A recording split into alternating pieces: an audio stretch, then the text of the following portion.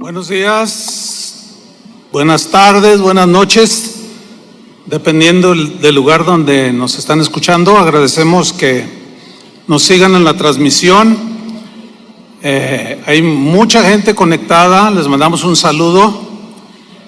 Lugares que jamás imaginábamos que podíamos sembrar una semilla de la palabra de Dios. Fíjese, un día recibí un correo. El correo venía de Afganistán y a mí me sorprendió. Dije, ¿Afganistán? Pues, ¿quién va a escucharnos en Afganistán? Era un soldado norteamericano, o sea, de padres latinos, pero él había nacido en los Estados Unidos y él era un cristiano y nos escuchaba. Y ese correo que me llegó me dice: pastor, en este momento estamos 60 soldados, algunos no hablan español, pero les estamos traduciendo la enseñanza, y queremos decirle que, bueno, aquí en el lugar donde estamos resguardados, nos ponen internet y los escuchamos. Y yo me quedé sorprendido. Dice, hay entre 60 a 80 soldados que escuchamos todas las noches alguna enseñanza. Yo dije, Señor, qué maravilloso. Así es que a todos los más de 70 países que nos ven por internet, les mandamos un saludo, un abrazo. Aquí estamos, bien contentos. No estaba escondido, no estaba nada, aquí estoy, todo bien. Ay, es que a veces los hermanos preguntaban, ¿dónde está el hermano Chuy? No le escondan. No, pues ¿cómo que me escondan? No, siempre hemos estado aquí, pero ocupados en los deberes ministeriales. Pero hoy quiero iniciar una nueva serie. ¿Qué le parece? Así es que esta serie la he titulado Enfrentando tus gigantes. El primer tema que voy a tratar lo he titulado Gigantes en la tierra. Y voy a tomar un texto que está en Números 13, versículo 33, que dice así: también vimos allí gigantes, hijos de Anac, raza de los gigantes, y éramos nosotros, a nuestro parecer, como langostas, y así les parecíamos a ellos. La travesía de Israel desde Egipto hasta la tierra prometida es un cuadro que ilustra de manera impactante lo que para nosotros hoy es la vida cristiana. Dios quería llevar a su pueblo Israel de la esclavitud a la libertad, al disfrute de una tierra donde Dios les ofrecía una vida llena de bendiciones de todo tipo. Es exactamente lo mismo, es como una metáfora, como una ilustración de lo que hoy es para nosotros, de cómo Dios nos quiere llevar de la esclavitud del pecado a la libertad y al disfrute de la vida abundante que Cristo ofrece. Él, cuando estuvo aquí en la tierra, dijo: yo he venido para que tengan vida y para que la tengan en abundancia. Entonces Cristo ofrece una vida abundante donde hay abundancia de paz, donde hay abundancia de amor, abundancia de todo tipo de bendiciones, y al final la vida eterna a aquellos que, obedeciéndole, perseveran en sus caminos. De todos he sabido, sin duda, de lo que el mundo está viviendo en estos últimos meses, tiempos difíciles. Mire, según las estadísticas de la Organización Mundial de la Salud, al 1 de mayo de este año 2020 se han reportado, al 1 de mayo, ya pasaron un par de días, pero esta es mi estadística hasta el 1 de mayo que yo obtuve de información. 3.230.924 personas están contagiadas por el COVID-19. Y la Organización Mundial de la Salud reporta 233.542 personas que han muerto. Ahora bien, Si nosotros comparamos estas cifras de fallecidos con la población mundial, que según la ONU es de 7.700 millones de habitantes, al compararla, los fallecidos con el número de habitantes equivale al 0.0003%, lo cual nos habla de que es una porción mínima de fallecidos por el COVID-19. Sin embargo, esta llamada pandemia ha provocado a nivel mundial un temor gigantesco. Millones de seres humanos alrededor del mundo están sumergidos en el temor. Pues resulta que ahora el virus que más está contagiando a las personas es el temor, precisamente. El temor se ha convertido en un gigante que tiene aterrorizados a millones de seres humanos alrededor del mundo. Déjenme compartirles lo que escribió un columnista reconocido aquí en México en una revista y en algunos diarios de aquí del país de México. Él escribió lo siguiente hace unos cuantos días: a causa de esta pandemia hay temor de perder el empleo, temor de perder nuestros ahorros de muchos años de esfuerzo y dedicación, temor a no poder pagar el crédito bancario, temor a despedir trabajadores, temor a que el negocio se vaya a la quiebra. Tenemos temor a la incertidumbre del futuro, pero sobre todo tenemos el temor de perder algún ser querido por este virus. Atravesamos, continúa diciendo este columnista, atravesamos unos días de grandísimo temor, navegando en medio de una pandemia con el temor de un descalabro económico histórico del cual será difícil recuperarse. Atravesamos la economía del miedo, un temor emocional que se compara con las peores crisis de la historia. Queridos lectores, la situación no pinta nada bien. Vivimos en una incertidumbre brutal en todo el mundo. El número de contagiados va en aumento, así como el de fallecidos. En todo el mundo el impacto del COVID es impresionante. Las principales bolsas del mundo han caído estrepitosamente, obligando a comparar esta caída con la Gran Depresión de 1929 y la crisis financiera del 2008. Igualmente la inversión, la producción industrial, las ventas están desaceleradas por la cuarentena obligatoria que muchos países han exigido, afectando la cadena del suministro. Y para colmo, el petróleo a precios mínimos.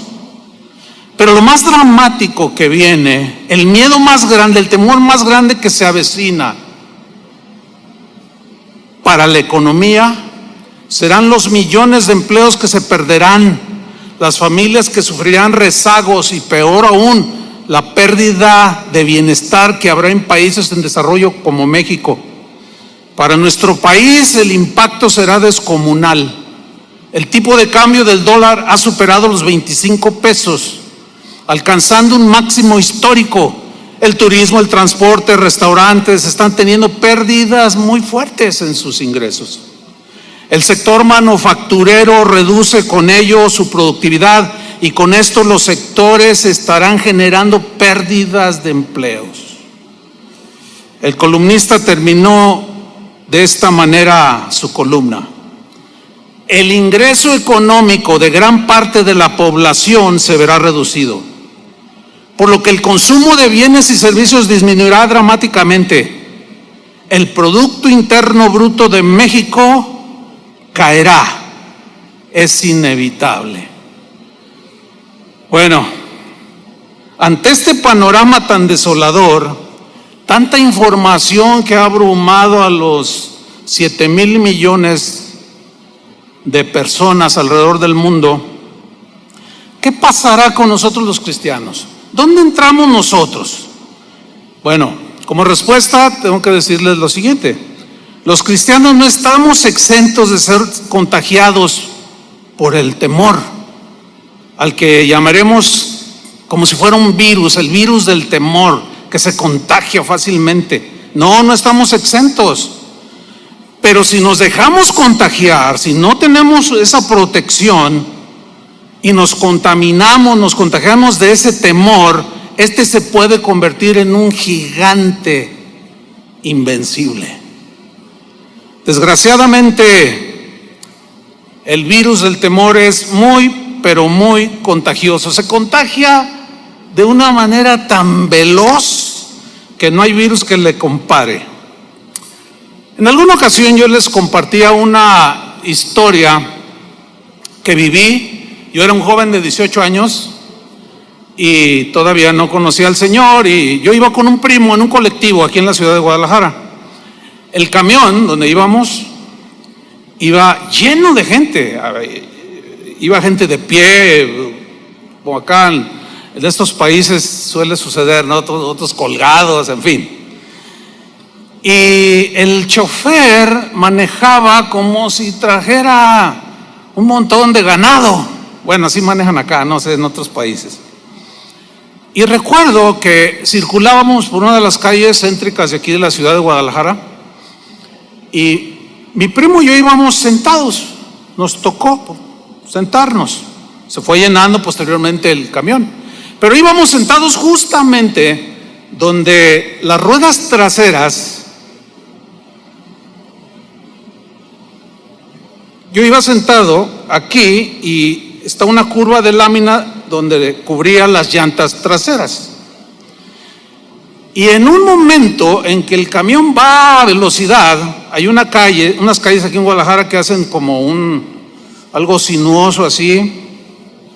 Y cuando el camión repleto de gente toma esa pequeña curva y luego hace esto, pues el movimiento por inercia del peso del camión es hacerse de bambalearse, ¿cierto?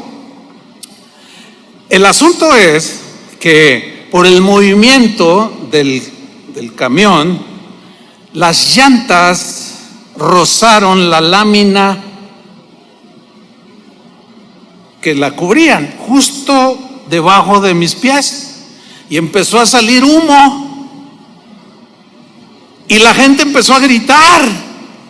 Todos empezaron a gritar: se está quemando el camión, se está quemando el camión. El chofer detuvo inmediatamente el camión y todos empezaron a salir, se apretujaron en las entradas, empezaron a romper los vidrios.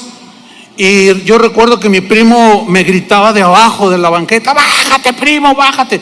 ¿Qué me había pasado? Estaba tan lleno de miedo, de temor, que en mí surtió el efecto de inmovilizarme. Yo me quedé agarrado así. No tuve la capacidad en ese momento de reaccionar. Otros lloraban, otros gritaban, otros, no sé, era un caos aquello. Pero esa historia ilustra perfectamente cómo en un lapso de 15 segundos, 20 segundos a lo más, el temor invadió a más de 60 personas que íbamos en ese camión. Hay un pasaje en la Biblia, una historia muy interesante en Marcos capítulo 4, versículo 35, donde narra una historia muy interesante, donde vamos a descubrir que el temor jugó un papel muy importante en la reacción de los discípulos.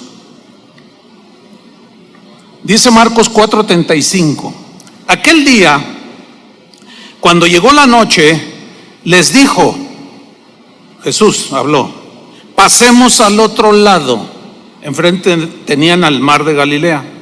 Versículo 36: y despidiendo a la multitud, le tomaron como estaba, es decir, sin preparativos, así, se subieron a la barca y vámonos. Le tomaron como estaba en la barca, y había también con él otras barcas. Mucha gente lo estaba siguiendo. En el versículo 37 dice: pero se levantó una gran tempestad de viento. En Lucas, dice de pronto, o sea, de manera intempestiva. Es algo que no se espera. Es como cuando decimos: ay, es que yo no esperaba que me despidieran del trabajo. De pronto se dan situaciones en la vida que confrontan nuestra situación espiritual, nuestra situación mental, y nos desafían, porque hay que tomar acciones. Dice que de pronto se levantó esta gran tempestad de viento. El lago el mar de Galilea está rodeado de algunas montañas, algunos acantilados, donde no hay mucha vegetación. Y cuando los choques de corrientes de aire, que es muy común, se suelen dar, de pronto se hacen como remolinos y bajan de manera velocísima hacia el mar de Galilea. O sea que en cualquier momento se puede dar esta situación, y sucede justo cuando Jesús con sus discípulos van navegando en el mar de Galilea. Pero dice aquí que este viento echaba las olas en la barca. Hay de olas a olas. Cuando ellos subieron, las olas, me imagino, eran pequeñas, no sé, 45 centímetros. Pero cuando las olas empezaron, cuando el viento comenzó a soplar, las olas empezaron a crecer. De tal manera, dice, que se anegaba el barco. Lucas dice que el agua se metía dentro de la barca. Es decir, comenzaron olas lo suficientemente grandes como para hundir la barca. Y ahí ya se empezó a poner la situación difícil. Ahí ya las olas es como cuando vamos a la playa, las olas pequeñas de 1 metro, uno las brinca y se ponen allí a juguetear. Pero cuando llegan olas de 3 metros, ya las vemos gigantescas. ¿Qué sucedió? Dice el versículo 38. Y él, o sea Jesús, estaba en la popa, en la parte trasera de la barca, durmiendo sobre un cabezal. Esto habla de la humanidad de Jesús. Estaba cansado, había orado por mucha gente, había predicado todo el día, estaba cansado y se puso a dormir sobre un cabezal. Y le despertaron y le dijeron: maestro, ¿no tienes cuidado que perecemos? Mire, esta frase, ¿no tienes cuidado que perecemos?,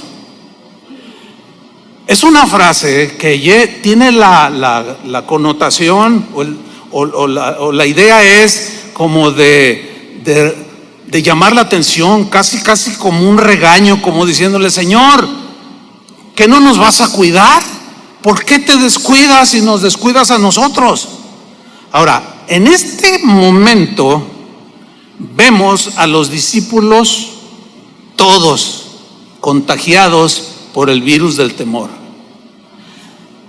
No vemos en este pasaje que uno solo de los discípulos haya dicho cosas como: no se preocupen, Jesús está en la barca, no va a pasar nada. Alguien que trajera la palabra en ese momento para infundir fe en los corazones. No, el temor se apropió en cuanto el viento sopló, las olas se levantaron, el virus del temor corrió por toda la barca y contaminó a todos los discípulos.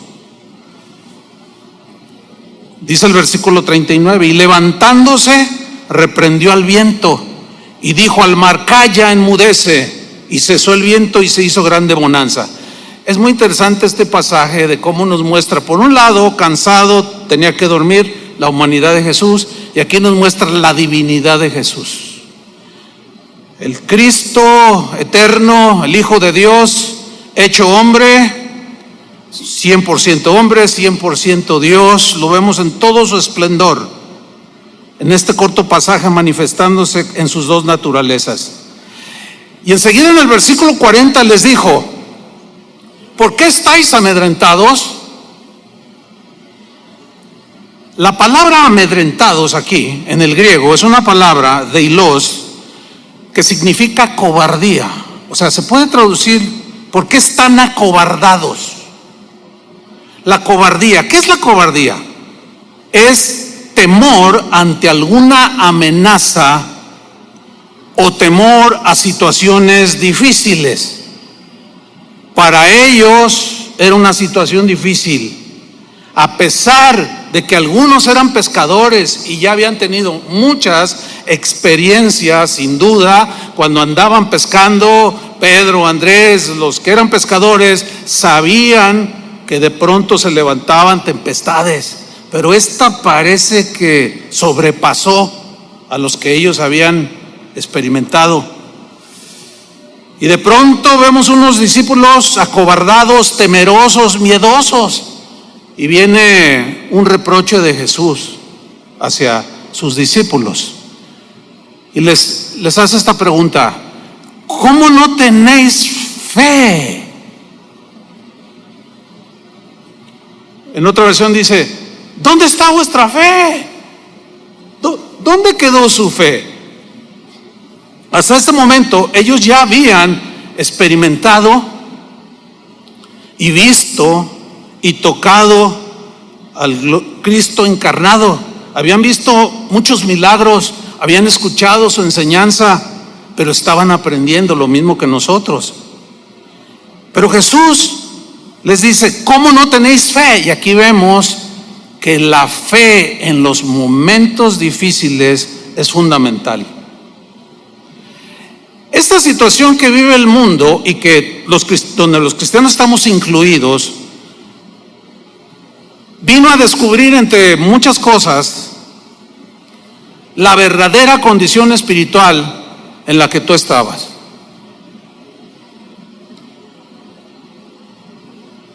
Si tú eras de esos cristianos tibios y repetitivos, indolentes, descuidados, pues tu fe obviamente no estaba fuerte.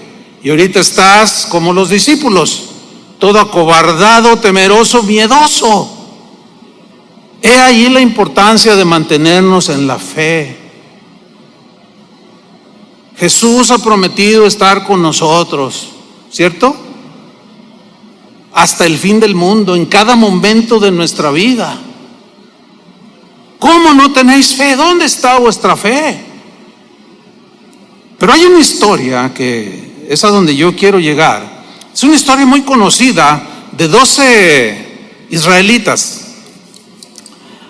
12 hombres del pueblo de Israel que Moisés envió a reconocer la tierra que Dios les había prometido, que Dios les iba a entregar para que vivieran como Dios tenía planeado para ellos. En primer lugar, quiero decir algo, miren. La idea de enviar espías no fue idea de Dios, fue una petición del pueblo. Ahora, esta idea de Moisés envía a 12, en realidad mostraba falta de fe. En realidad mostraba duda de lo que Dios les había prometido. Sin embargo, Dios le dijo a Moisés, en su voluntad permisiva, que enviara a estos 12 que reconocieran la tierra. Fueron, reconocieron la tierra, probaron de sus frutos durante 40 días que duró la expedición. Regresaron y le dan un reporte a Moisés. En Números capítulo 13 y 14, que es donde nos vamos a centrar el resto del mensaje, ahí nos narra la historia. Números 13, 26, ellos vienen y dan el reporte a Moisés. Y dice así: y anduvieron y vinieron a Moisés y a Aarón y a toda la congregación de los hijos de Israel en el desierto de Parán, en Cades, y dieron la información a ellos, a Moisés y a Aarón, y a toda la congregación, y les mostraron el fruto de la tierra. Dice que llegaron con unos racimos de uva que eran tan grandes que venían atravesados en unas varas y los llevaban en los hombros, unos racimos de 4 a 7 kilos, según los historiadores. Fruto abundante, delicioso. Y versículo 27, les contaron diciendo: nosotros llegamos a la tierra a la cual nos enviaste, la que ciertamente fluye leche y miel, y este es el fruto de ella. Y les mostraron. Nosotros comimos, probamos, algo maravilloso. Vemos aquí, hasta este momento de la lectura, que estos 12 que fueron enviados tocaron la tierra, tocaron el fruto, comieron de la abundancia de esa tierra. Sin embargo, su fe seguía débil, seguían dudando. Lo mismo es común que nos pase a los cristianos. ¿Cuántas veces el Señor ha hecho milagros? ¿Cuántos milagros no ha hecho Dios en nuestra vida? Un montón. Podríamos pasarnos horas contando de testimonios de que en el año tal el Señor hizo esto, hizo aquello. Hemos probado,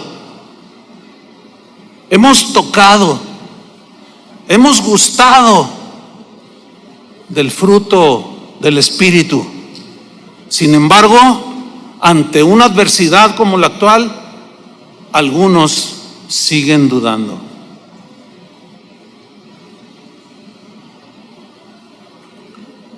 ¿Qué sucede? Enseguida, 10 de ellos comienzan a esparcir su cobardía delante del pueblo. Comienzan a hablar palabras que demostraban su miedo, su temor, y comenzó el contagio de este virus a todo el pueblo de Israel. Vamos a leerlo. Números 13:28. Ellos continúan hablando. Hemos probado, hemos comido, aquí está la prueba. Mas el pueblo, siguen diciendo ellos, que habita aquella tierra es fuerte. Aquí fuerte, en el hebreo, significa, tiene la idea como de feroz, despiadado, desalmado. Entonces están diciendo, pero los que viven allí son gente desalmada. Los que viven allí son Z24. Los que viven ahí son gente sin corazón, son despiadados, son atroces. Y la gente escuchando. Y las ciudades, dice, muy grandes y fortificadas. La palabra fortificadas aquí alude a murallas altas. En el hebreo significan murallas impasables, que es imposible escalarlas para llegar al otro lado. Y también dice, vimos ahí a los hijos de Anac. Amalek habita el Negev, y el Eteo, el Jebuseo y el Amorreo habitan en el monte, y el Cananeo habita junto al mar y a la ribera del Jordán. Ellos están dando este reporte, así como el columnista que mencioné al inicio, con un panorama totalmente negro, las olas gigantescas que se vienen sobre el mundo, y la gente escuchando. Y de pronto Caleb interviene. De pronto él trata de detener el contagio, y dice en el versículo 30: entonces Caleb hizo callar al pueblo delante de Moisés. Callar, porque en ese momento ya estaban vociferando, ya estaban lamentándose, ya estaban gritando. ¿Y ahora qué vamos a hacer? Y los hizo callar y dijo lo siguiente: subamos luego, subamos y tomemos posesión de ella, de esta tierra, porque más podremos nosotros que ellos. Aquí vemos a uno de los 12, llamado Caleb, con un espíritu y una actitud totalmente diferente a la de 10. 10 de ellos tenían una actitud de duda, de incredulidad, porque la duda nos mete en una condición muy muy peligrosa, hermanos. Las promesas de Dios son sí y amén en Él. Nosotros, lo único que Dios pide es que tengamos fe. Ahora, el dicho de Caleb no es una fe de ese tipo de fe que hoy está muy de moda, porque yo lo digo, yo lo declaro. No. La fe de Caleb estaba fundamentada en la promesa de Dios. Les voy a dar una tierra que fluye leche y miel. Y él mismo pisó esa tierra, tocó esa tierra, comió de ese fruto y dijo: Dios es fiel. Lo que Dios nos prometió es real. Vamos que nosotros podemos más que ellos. Pero ¿qué sucede? Los 10 reaccionan otra vez y siguen esparciendo el virus del temor. Y aquello en unos instantes el pueblo cae en un contagio espantoso. Versículo 31. Mas los varones que subieron con él dijeron, interrumpieron a Caleb y dijeron: no podemos subir contra aquel pueblo, no podemos, porque es más fuerte que nosotros. Son feroces, despiadados, desalmados. Para los 10 espías incrédulos, el problema de los gigantes era insuperable. No podemos, tan grandotes, sus ciudades son enormes, hay unas olas impresionantes que van a golpearnos. Pero para 2 de los espías que tenían fe, los gigantes eran insignificantes. 10 miraron a los gigantes y solo 2 miraron a Dios. Yo solo quiero recordarles que Dios es más grande que los problemas. Como hace un rato adorábamos al Señor, ¿qué se puede comparar a nuestro Dios?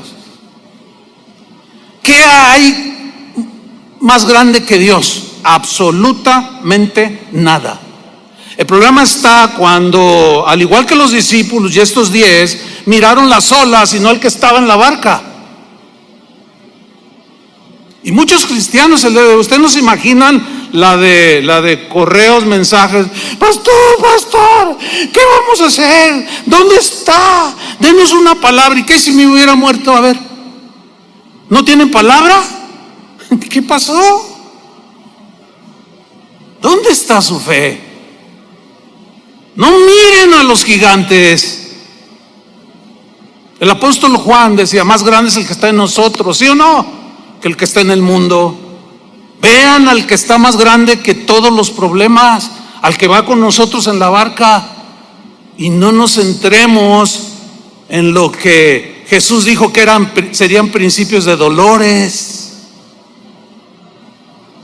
Porque si nos dejamos contagiar por esta pandemia del temor, nuestra vida espiritual puede caer. Y podemos arrastrar, así como estos días arrastraron a Israel, podemos arrastrar a la familia y a los que nos siguen, en aquellos sobre los cuales tenemos alguna influencia. Dice en Números 13:32: y hablaron mal entre los hijos de Israel.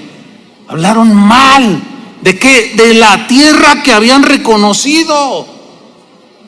Hablaron mal. Qué triste es cuando un cristiano, miembro de una iglesia, se alimenta por años, algo pasa en su vida y después habla mal de lo que recibió. Eso es de las peores reacciones que los cristianos de hoy tenemos. El día de hoy hay muchos cristianos hablando mal de las promesas de Dios. Es increíble. Y en lugar de infundir fe, infunden duda. No, Dios ya nos sana, eso quedó para el tiempo de los apóstoles. No, pues ya esto es así, esto es acá, porque así me lo enseñaron, y los oyes tú hablar y dices: no, hombre, pues estos no tienen mucha diferencia que el columnista. Cristianos hablando mal de las promesas de Dios, hablando mal de las mismas palabras de Dios. Triste. Hablaron mal de la tierra que habían reconocido, diciendo: la tierra donde pasamos para reconocerla es tierra que traga a sus moradores. Ahí estaban todos acobardados. Los traga, los devora. En cuanto pisas te va a devorar. La pregunta es: ¿por qué no los devoraron? 40 días vivieron en esa tierra, explorándola. ¿Qué pasó? Probaron de los frutos de esa tierra. Algo no andaba bien en sus corazones. Su fe no estaba sólida. Es tierra que traga a sus moradores, y todo el pueblo que vimos en medio de ella son hombres de grande estatura, son gigantescos. No podemos. Y continúan en el versículo 33. También vimos allí gigantes, hay gigantes en la tierra. Esta historia, yo decía al principio que ilustra muy bien lo que para nosotros es hoy la vida cristiana. Esta tierra está llena de gigantes. Para muchos la duda es como un gigante que no saben cómo enfrentar. Algunos es el temor. Otros es el aspecto económico. ¿Qué voy a hacer? Y se gastan los cabellos. Vimos allí gigantes, hijos de Anac, raza de los gigantes, y éramos nosotros, a nuestro parecer, subrayo esa frase, como langostas, y así les parecíamos a ellos. En la Nueva Traducción Viviente dice: al lado de ellos nos sentíamos, nosotros nos sentíamos como saltamontes. Y así nos miraban ellos, así como: ay, estas cucarachas que nomás un pisotón y allí quedaron. 10 de los espías estaban acobardados, llenos de temor, y contagiaron a todo el pueblo. Así como todos nos contagiamos en el camión que se estaba incendiando, así como todos los discípulos en la barca se contagiaron de temor. ¿Y qué sucede como resultado? ¿Qué sucedió de esa contaminación, de ese temor que los contagió? Números 14, versículo 1. Miren el resultado de la falta de fe, de mirar a los gigantes en lugar de ver al gigante. Dice Números 14:1: entonces toda la congregación, ¿cuánta? Toda la congregación gritó y dio voces, y el pueblo lloró aquella noche. Se pasaron por lo menos 10 horas llorando, gritando, dando voces. El temor los había invadido. Ya se les había olvidado la maravilla que experimentaron cuando el Señor los sacó de Egipto con brazo poderoso. Se les había olvidado cómo cuando estaban enfrente del Mar Rojo y Moisés clamó y levantó la vara, el mar se abrió y todos pasaron como por tierra seca. Nos pasa a veces lo mismo. Quien diga que no le ha pasado está mintiendo. A todos nos pasa. Pero por eso tenemos que estar bien centrados en el Señor. No que si la economía está bien o está mal. Nosotros no dependemos de la economía, dependemos de Dios. En todas las crisis que ha pasado este país, que yo ya a mis 60 y tantos años he vivido, nunca he visto que los pajarillos se mueran de hambre. Nunca. Y nosotros, dijo Jesús, valemos más que los pajarillos. Versículo 2: gritaron, lloraron y se quejaron contra Moisés y contra Aarón todos los hijos de Israel. Y les dijo toda la multitud a Moisés y Aarón: ojalá muriéramos en la tierra de Egipto o en este desierto, ojalá muriéramos. Wow. Cada vez que yo leo esta historia, digo, bueno, la Biblia dice: el que piensa estar firme, mire que no caiga. Yo digo, así meditando, ¿cómo pudieron llegar a esta situación tan lamentable? Ojalá y muriéramos en Egipto, hubiésemos muerto en Egipto, o en este desierto, ojalá nos muramos en el desierto. Wow. Ya era toda una pandemia de temor. Se había descontrolado totalmente el asunto allí. Todo porque 10 de los principales del pueblo hablaron en contra de las promesas de Dios y dudaron. Y en lugar de ver la grandeza de Dios, al cual los cielos de los cielos no pueden contener, miraron a los gigantes de casi 3 metros. Miremos que no caigamos en semejante ejemplo, dice la palabra de Dios. Continúan en el versículo 3. Ahora empiezan a culpar a Dios. ¿Y por qué nos trajo a esta tierra para caer a espada? ¿Por qué nos trae aquí y que nuestras mujeres y nuestros niños sean por presa? ¿No nos sería mejor volvernos a Egipto? No. Eso es muy lamentable lo que estamos leyendo aquí. ¿No nos sería mejor volvernos a la vida que teníamos antes? He escuchado infinidad de veces a muchos cristianos hablando insensateces, tonterías. Ay, ahora que sigo al Señor se me pone la cosa más difícil. Antes estaba mejor, dicen algunos. Tú dices, ¿cómo es posible?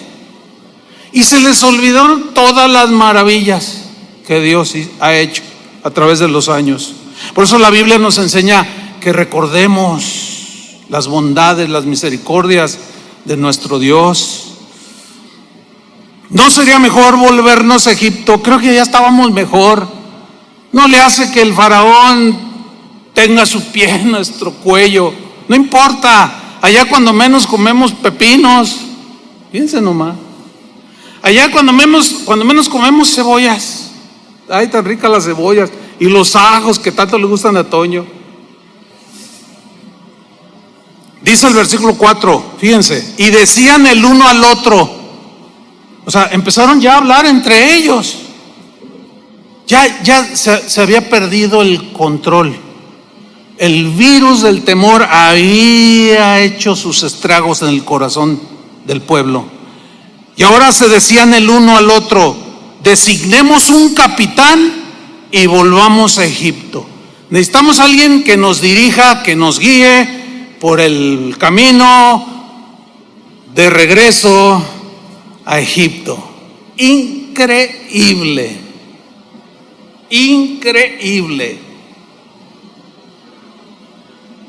A través de la vida ministerial y la vida cristiana, he hablado con tantos cristianos, incluyendo pastores, pastor, yo ya tiro la toalla. No, pero ¿por qué? Es que Dios me prometió y no me cumplió. Es que a veces decimos Dios me prometió cuando no son promesas que Él nos da, sino son ambiciones personales. Son deseos puramente de la carne y materiales. Y luego hablamos contra Dios y le echamos la culpa. Antes yo era un empresario y mira nomás cómo estoy. Volvámonos a como estábamos antes. ¿Se puede imaginar en unos instantes esa escena?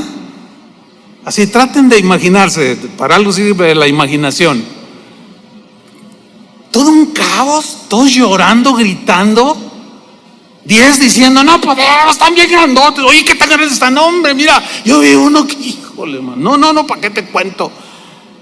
Me miraba hacia abajo Y luego levantó el pie y yo dije, Señor, éramos como cucarachas, como chapulines. De verdad, sí. No. Todo un caos allí. Pero de pronto Josué y Caleb reaccionan. Y esa es la lucha de siempre. Unos hablando, sembrando la duda, la incertidumbre. ¿Dónde están los que hablan palabras de fe y de confianza en ese Dios, en el verdadero gigante? Que Él dice, yo estoy detrás de ti como poderoso gigante, dijo el profeta. Él sí es un gigante. ¿Dónde están? Háblele a sus hijos palabras de fe. Sí, está bien guardar, también tenemos que ser gente sensata, con sentido común y prudentes, ¿verdad? Pues si hace frío, te cubres. Si te dan unas instrucciones sanitarias, pues hay que observarlas. Eso no es falta de fe, eso es inteligencia y sentido común. Pero porque tampoco nos vamos a ir al triunfalismo, tampoco nos vamos a ir a la superfe, aquello de que que a mí no me hace nada nadie, y se vuelven temerarios. Ya hay casos de pastores que han muerto.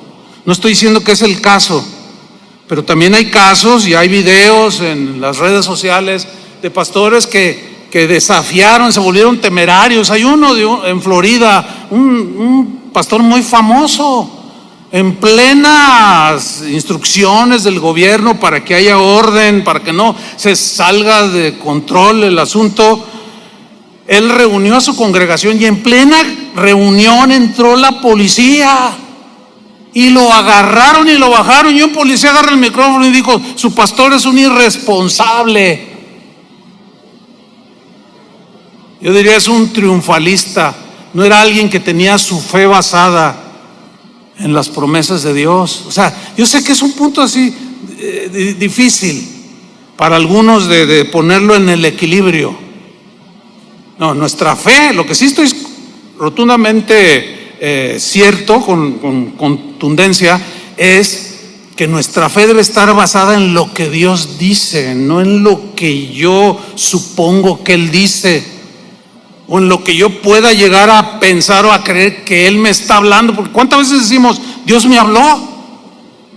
Y no pasa nada de lo que supuestamente Dios nos habló. Ahí, ¿quién se equivocó? ¿Dios o nosotros? Pues nosotros.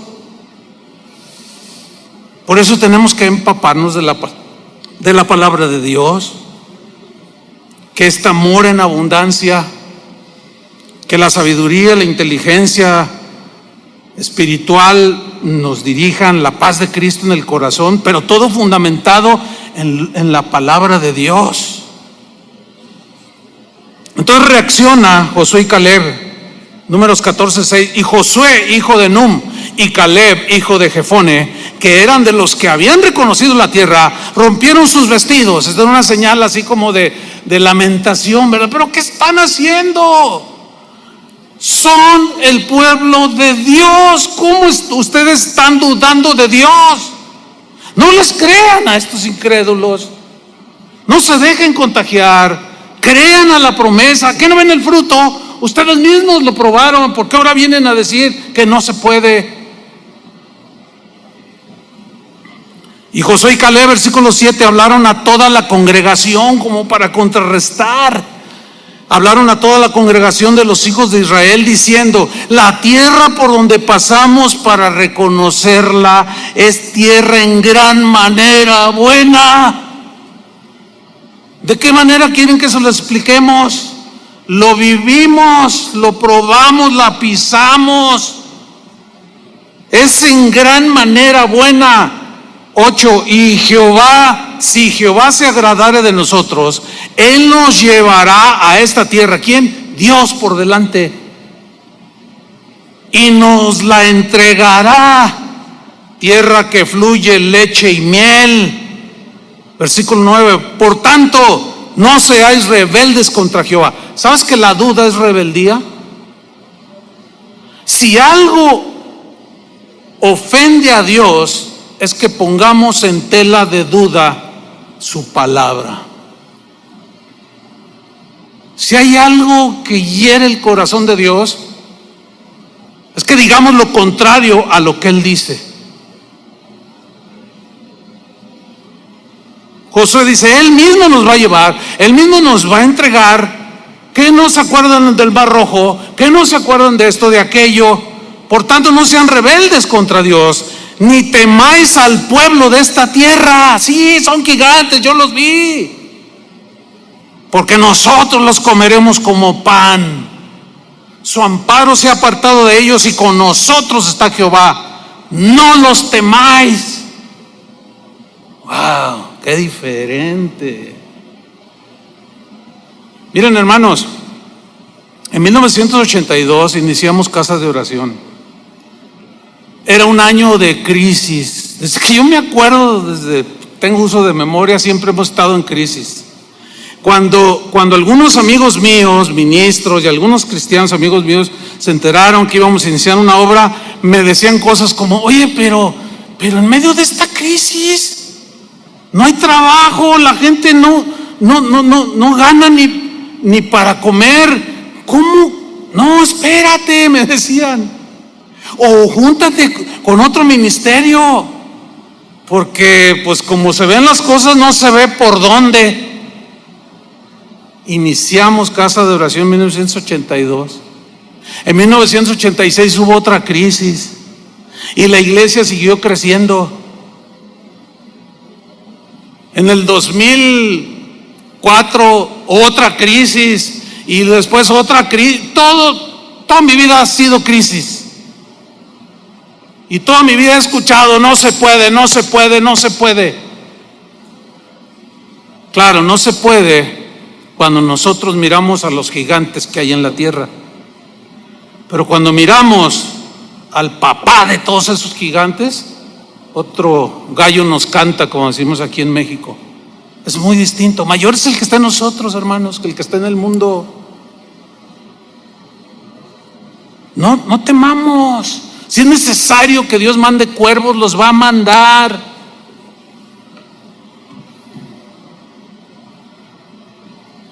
No ofendamos a Dios, creamos. Pero ya estaban contaminados. Presas del pánico reaccionan a lo que Josué y Caleb les estaban diciendo. Parecía como que los habían inoculado, los habían inmunizado, les pusieron una vacuna y los inmunizaron contra Dios y contra la fe. Ya la palabra que Josué, estaban diciendo la verdad. La palabra que Josué y Caleb le estaban diciendo ya no estaba haciendo mella en su corazón, ya no estaba entrando. Espero que no sea la condición de algunos que están escuchando o que escucharán este mensaje. Pero en Números 14:10 dice, entonces toda la multitud habló de apedrearlos. Hágame usted el favor. Wow. Pero la gloria de Jehová se mostró en el tabernáculo de reunión a todos los hijos de Israel. Mire, me llamó la atención esta frase, pero la gloria de Jehová se mostró en el tabernáculo. Y me puse a investigar un poco más adentro, y en el hebreo la idea es, y Dios se mostró como un juez, como diciendo, voy a dar mi veredicto y los voy a sentenciar. Esa es la idea de la gloria de Jehová se mostró en el tabernáculo, y el contexto lo comprueba. Y dijo Jehová a Moisés, versículo 11, ¿hasta cuándo me ha de irritar este pueblo? Moisés, ¿hasta cuándo me han de enojar este pueblo? Si quieres hacer enojar a Dios, duda, llora, quéjate, pero de pronto se te va a revelar, pero no como el que suple, sino como el juez que viene a traerte una disciplina para que tu fe crezca y se fortalezca. Y no dudes jamás de Dios. ¿Hasta cuándo me ha de irritar este pueblo? ¿Hasta cuándo no me creerán? ¿Hasta cuándo no me creerán? Con todas las señales que he hecho en medio de ellos. ¿Hasta cuándo, Moisés? Y aquí se ve que se reveló como juez, versículo 12. Yo los heriré de mortandad y los destruiré. Duro, ¿no? La duda destruye, hermanos. Ese gigante aplasta. La incredulidad también, el temor también.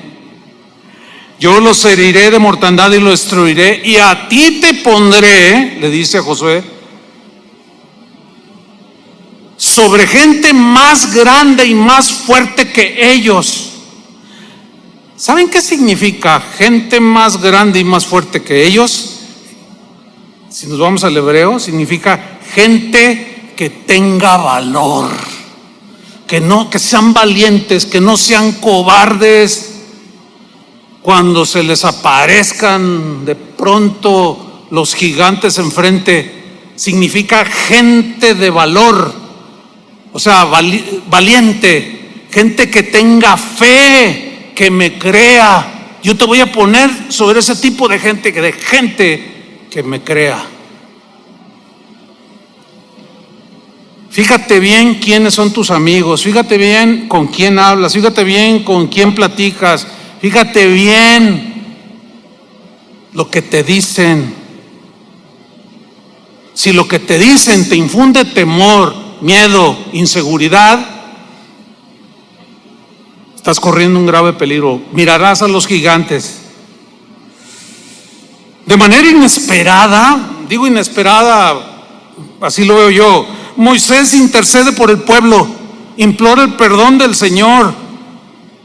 Yo no sé qué hubiera hecho yo, la verdad yo digo, Señor, ¿qué hubiera hecho yo? ¿Qué hubiera hecho yo? No lo sé, la verdad. Pero sí es una lección, Moisés nos da una lección aquí, comienza a interceder. Y le dice, no, espérate, Señor. Los pueblos que vieron cómo nos pasaste por el Mar Rojo y todas las maravillas, van a decir, y ahora no los pudo meter a la tierra. Señor, perdónalos, dice. Y Moisés lo consigue. ¿Saben por qué Dios los perdonó? Porque Él es amplio en perdonar, porque Él es misericordioso y paciente. Sin embargo, leamos el versículo 20. Entonces Jehová dijo, yo le he perdonado conforme a tu dicho. Aunque ellos no se estaban arrepintiendo, Dios los está perdonando.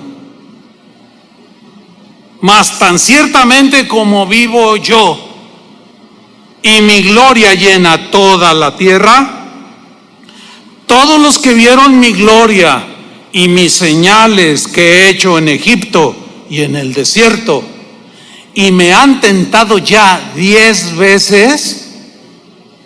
Usted puede encontrar las 10 tentaciones ahí en la Biblia, si se pone a estudiar. 10 veces me han desafiado, 10 veces han dudado, no me han creído y no han oído mi voz. Versículo 23, no verán la tierra de la cual juré a sus padres. No la verán. No, ninguno de los que me ha irritado la verá. Es cosa seria. Es cosa seria, hermanos. No irrites a Dios. Ahora sí que por el amor de Dios, no irritemos a Dios. Dios nos perdona porque es misericordioso, sí. ¿Dónde estaríamos si Él no nos perdonara? Sin embargo, las consecuencias de nuestras acciones nos alcanzan tarde o temprano. Dios no puede dejarnos sin disciplina. Hay una ofensa muy grave aquí de todo Israel. Dudaron de Él. Sí, los perdonó. Él no es como nosotros los seres humanos que guardamos resentimiento. Pero nuestras acciones merecen una disciplina o la justicia. de Dios demanda un castigo para el infractor y estaban ofendiendo a Dios de manera grosera.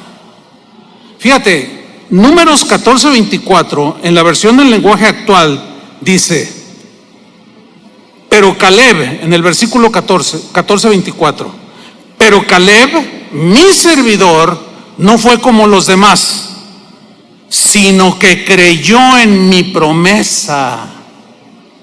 En la Reina Valera dice: pero a mi siervo Caleb, por cuanto hubo en él otro espíritu y decidió ir en pos de mí, yo le meteré en la tierra donde entró, y su descendencia la tendrá en posesión. El mismo versículo en la versión Dios habla hoy dice: solamente mi siervo Caleb ha tenido un espíritu diferente. Espíritu diferente significa una actitud diferente, una actitud de fe, de confianza total y plena en Dios, y me ha obedecido, dice esta traducción, fielmente. Por eso a él sí lo dejaré entrar en el país que fue a explorar, y sus descendientes se establecerán allí. Por eso cuando Josué mete al pueblo, Josué fue sustituto de Moisés y fue el encargado de meter a Israel a la tierra prometida. Un día Caleb llega delante de Josué y le dice: Josué, quiero hablar contigo. Dice: mira, así como cuando exploramos la tierra, yo tenía 40 y tantos años, hoy tengo 85 y estoy mejor que antes, le dice. Mi fuerza como de hace 40 y tantos años es semejante a la de hoy, a la que tengo hoy. Le dice: y Dios me dio promesa y yo vengo por ese cumplimiento. ¿Qué quieres?, le dice Josué. Pues quiero ese monte, pues agárralo, es tuyo. Solo los fieles, los que creen, los que no confían en sí mismos, los que ven a Dios y no ven a los gigantes ni a las olas gigantescas a su alrededor, son los que reciben las promesas de Dios y las ven cumplidas. Números 14:26, y Jehová habló a Moisés y a Aarón diciendo: ¿hasta cuándo? Mira al Señor, ¿hasta cuándo oiré? Porque ellos seguían gritando: esta depravada multitud. Ay, no. Yo leo eso y me entra un temor, pero el bueno, el temor de Dios. ¿Hasta cuándo oiré esta depravada multitud que murmura contra mí? ¿Hasta cuándo? Las querellas de los hijos de Israel que de mí se quejan. Diles: vivo yo, dice Jehová, que según habéis hablado a mis oídos, así haré yo con vosotros. Esta fue la manifestación de su gloria. Por eso a veces algunos cuando dicen: ay, manifiesta tu gloria, a veces no sabemos lo que decimos, porque su gloria se manifiesta de muchas maneras. Y aquí su gloria se manifestó y se reveló con castigo y juicio sobre su pueblo. Dice el versículo 29: en este desierto caerán vuestros cuerpos, les dice, todo el número de los que fueron contados de entre vosotros, de 20 años arriba, los cuales han murmurado contra mí. Vosotros a la verdad no entraréis en la tierra, por la cual alcé mi mano y juré. Dios juró que os haría habitar en ella. Imagínate Dios jurando: yo les juro por mí mismo que les doy la mejor tierra que se pueden haber imaginado. Yo lo prometo y lo juro por mí mismo, dijo Dios. Pero ustedes no van a entrar, dice. No van a entrar, exceptuando a Caleb, hijo de Jefone, y a Josué, hijo de Nun. Pero a vuestros niños, de los cuales dijisteis que serían por presa, yo los introduciré. Los niños en su inocencia. Y ellos conocerán la tierra que vosotros despreciasteis.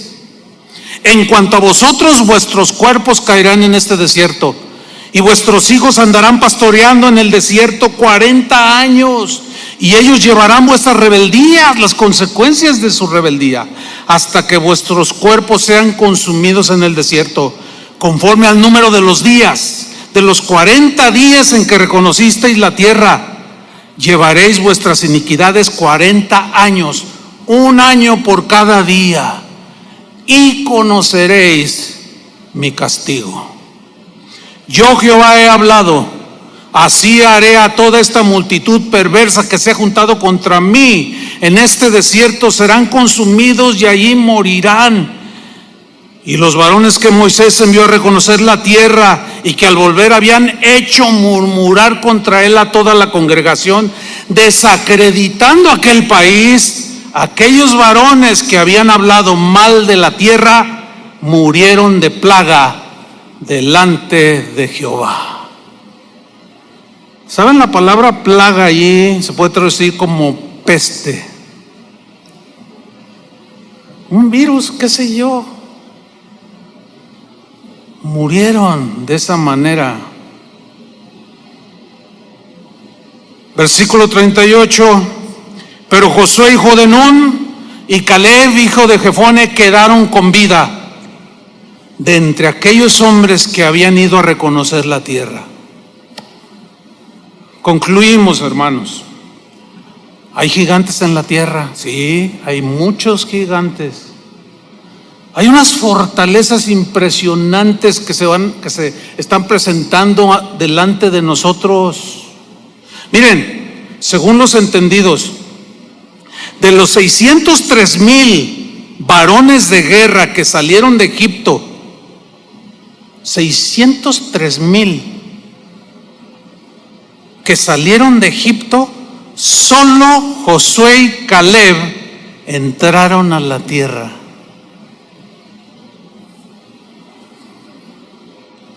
Si nos dejamos contagiar por el temor, vamos a perder la paz, hermanos.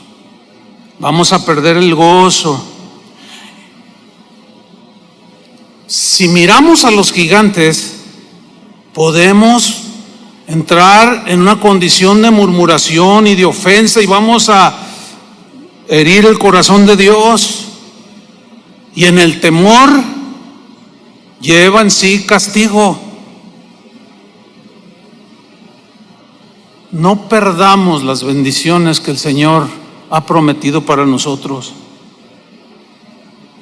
Siempre le dio promesas a Israel: aunque pases por las aguas, yo estaré contigo. Aunque pases por el fuego, yo estaré contigo. La prueba está con Daniel, con tantos hombres en la Biblia, tantas mujeres, tanta gente que le ha creído, pero también tantos que han dudado. No perdamos de vista al Señor en estos tiempos. Hermanos, es principio de dolores. Si con este pequeñísimo y microscópico virus el temor ha invadido a la población mundial, ¿qué será de lo que viene?